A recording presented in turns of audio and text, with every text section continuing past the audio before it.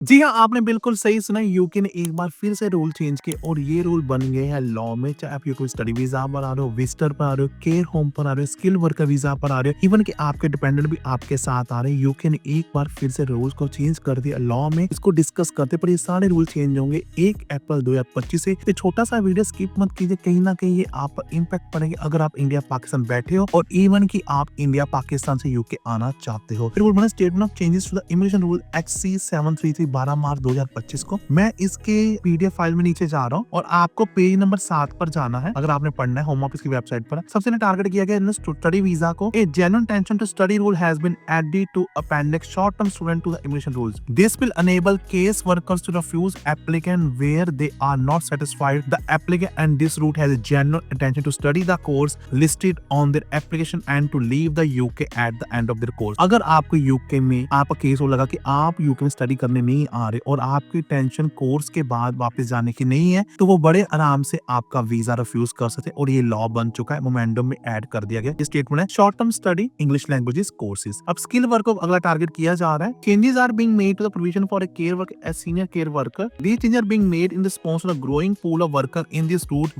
who no longer has sponsor because their sponsor have been unable to offer sufficient work or have they lost their sponsor license। इस screen को आपको दिखाया जा रहा है। बहुत सारी न्यूज आ रही थी। यूके में केयर वर्कर वीजा पर बच्चे आते हैं, COS को बाय करते हैं, 20-30 लाख खर्चते हैं। यूके जब आते हैं कंपनी के पास ना तो काम होता है या कंपनी उनको अनफेयरली डिसमिस कर उनका वर्क वीजा कैंसिल कर उनको इंडिया भेज दे ताकि वो एक और लड़का इंडिया से लेकर आ सके। तो इन सारी बातों की रिपोर्ट कंप्लेंट होम ऑफिस पता लग गया। अब होम ऑफिस ने कहा कि जो बच्चे केयर वर्कर के जिनको जॉब यहाँ पर आकर नहीं मिलती, जो बेचारे वीजा लेकर आए हैं, उनके रूल क्या है आगे देखते हैं। The changes require sponsor to try to recruit from this pool of worker who are seeking new employment before seeking to sponsor new recruiter from other immigration route or from overseas। मतलब कि जो आदमी को लोग चाहिए, नई company को चाहिए, वो उन लोगों को पहले लेगा जो बच्चे आप जैसे मासूम यूके आकर विक्टिम हो गए हैं। आपको प्रेफरेंस पहले मिलेगी केयर होम में, सीनियर केयर होम में आपको जॉब मिलेगी। इससे पहले वो इंडिया भागा जाए एक और लड़का लेने या लड़की लेने के लिए। तो जो बच्चे विक्टिम है आपको प्रेफरेंस मिली जाएगी। ये बहुत अच्छी न्यूज है। इसके लिए प्लीज वीडियो को लाइक कीजिए, कमेंट कीजिए। मैं जॉब लोग ढूंढ कर देता हूँ यूके में, 20 साल से रह रहा हूँ और मेरी मास्टर कॉस्ट 5 है। जब मैं CV का कॉपी दूंगा और job 9 country Australia, New Zealand, Canada और यूरोप, लग्जमबर्ग, स्विट्जरलैंड सब कवर करता हूँ और मेरे पास हजारों कंपनी है और मेरे पास यूके का सॉफ्टवेयर और इवन आपके पेरेंट्स भी मुझसे क्वेरी कर लेते हैं और मेरी फीस मात्र मिडिल क्लास 1000 रुपए। दोनों व्हाट्सएप दिख रहे, आप यहाँ पर आइए। आगे वो क्या कह रहा है, to enforce this requirement sponsor must provide confirmation from the relevant regional और सब partnership that they have tried to recruit in this way, confirm that no suitable workers were available from this pool.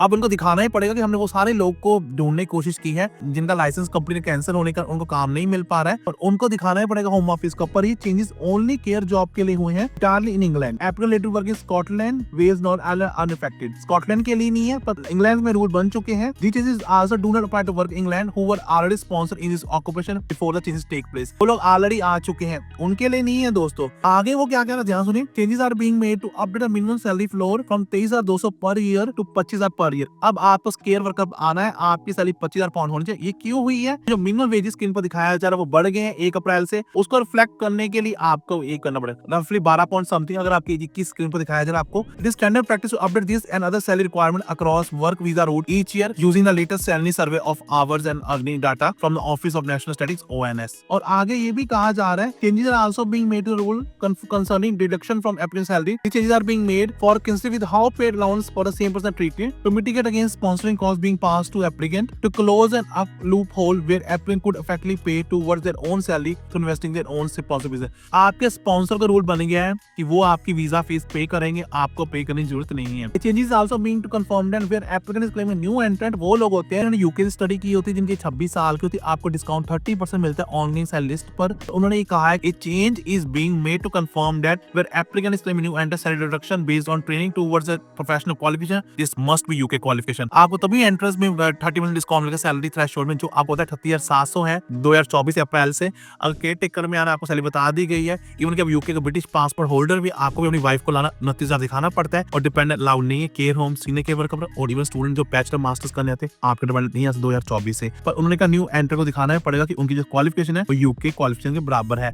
इसके अलावा global talent visa में भी changes आ चुके हैं। इसके अलावा सेटलमेंट रूट के लिए भी चेंजेस है, जो बहुत बात चली। स्किल वर्कर हो, मिनिस्ट्री ऑफ रिलीजन हो, ओवरसीज बिजनेस, ग्लोबल टैलेंट हो, innovator founder, inter sports person हो, आपको यूके में मोस्टली 5 साल रहना होता है और आप यूके में की नागरिकता 10 साल अभी नहीं हुआ है। पर ये क्वालिफिकेशन पीरियड तब भी हुआ आपके लिए, आपके डिपेंडेंट को भी कुछ कहा गया, ध्यान से देखिए। These clarified that the qualifying period for settlement as a lead applicant in these routes must consider time spent in the UK as a lead applicant, not as a dependent. Dependent must have to qualify separately how much time spent in the UK. उनको 5 साल दिखाने ही पड़ेंगे। बाकी dependent को आपको English test देना पड़ता है, लाइफ एंड यूके टेस्ट देना पड़ता है। इसके अलावा चैरिटी वर्क का वीजा भी बोला गया है, आपको 1 साल का मिलता है। गाइस, अगर आप कोई भी हेल्प चाहिए इस पेज को पढ़िए, ये होम ऑफिस की वेबसाइट पर है।